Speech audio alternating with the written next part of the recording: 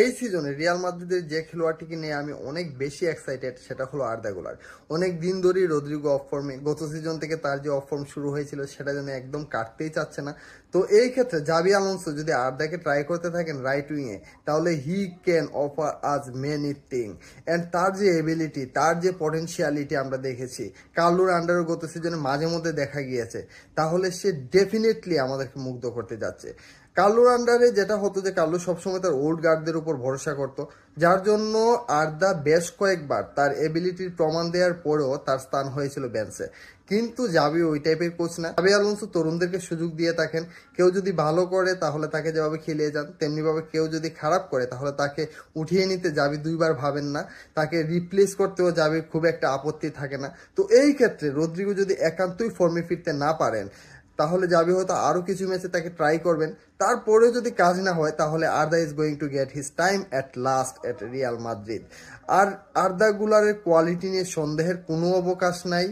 আমরা এর আগেও দেখেছি আর্দা যখন তুরস্কে ছিলেন তখন তাকে কেনার জন্য তার পটেনশিয়ালিটি দেখে, তার এবিলিটি দেখে, তার সম্ভাবনা দেখে রিয়াল মাদ্রিদ এবং বার্সেলোনা দুটি ক্লাবই তার পেছনে পড়ে গিয়েছিল একদম হাত ধুয়ে।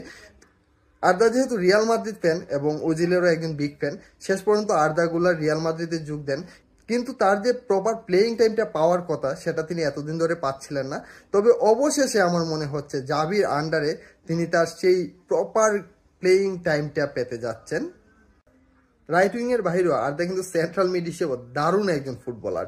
রিয়াল মাদ্রিদে একজন ডিপ লাইং মিডফিল্ডারের অভাবে খুব বেশি পরিমাণে ভুগছে, একজন বল কন্ট্রোলারের অভাবে ভুগছে, একজন ম্যাচ টেম্পো কন্ট্রোল করবে এমন একজন মিডফিল্ডারের অভাবে ভুগছে অনেকদিন ধরেই। কিন্তু জাবির আন্ডারে বা আনচেলত্তির আন্ডারেও গত সিজনের শেষ দুই একটা ম্যাচে আমরা দেখেছি যে আর্দা গুলারকে যখন মাঠে নামানো হয় তখন ম্যাচের মোমেন্টাম পুরো চেঞ্জ হয়ে যায়। সে একজন অ্যাটাকিং মিডফিল্ডার, সে একজন রাইট উইঙ্গার, কিন্তু সে সেন্ট্রাল মিডও দুর্দান্ত খেলে।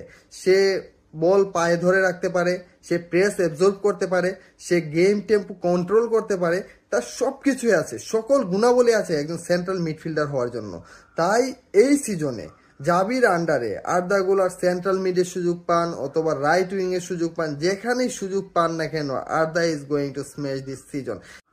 And I am damn sure in this season Arda is going to get his time what he deserves.